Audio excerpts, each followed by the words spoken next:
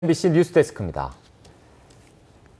여수시가 택지개발업체와의 소송에서 일부 패소해서 300억 원 가까운 돈을 돌려줬다는 소식 지난주 전해드렸었죠.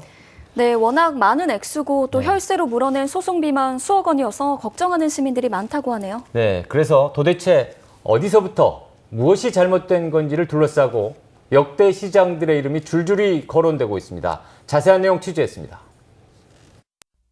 여수시가 택지개발업체에 270억 원과 이자를 돌려줘야 한다는 내용의 법원 판결이 나온 건 지난달 13일.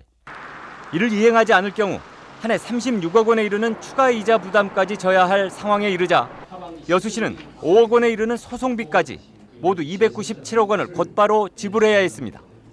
안 돌려주면은 이자가 붙게 돼 있어요. 하루 이자가 얼마? 1,100만 원 정도 들기 때문에 우선 시가 갖고 있는 자금을 먼저 이자 부담에 대한 이 부분을 해소하기 위해서 상환하는 게.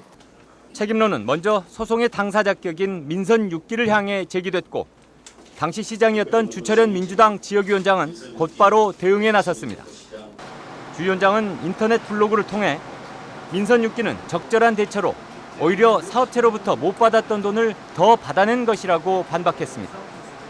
나아가 일부 패소한 원인도 이미 이전 임기에 잘못된 조치에 있었다면서 특히 민선 4기 때인 2010년 매매대금 정산에서 조성 원가 기준으로 변경하는 등 사업체에 유리한 조건을 제시했다며 오현섭 전 시장을 겨냥했습니다.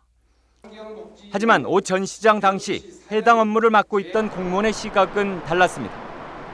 글로벌 금융위기 국면이었던 시기, 시도, 업체도 자금 확보가 어려운 여건 속에서 불가피한 계약이었다는 것. 감사원도 불법 부당한 행정 처리는 없었다는 결론을 냈었다고 설명합니다. 역대 집행부들 사이의 공방을 바라보는 시민들의 입장은 착잡합니다.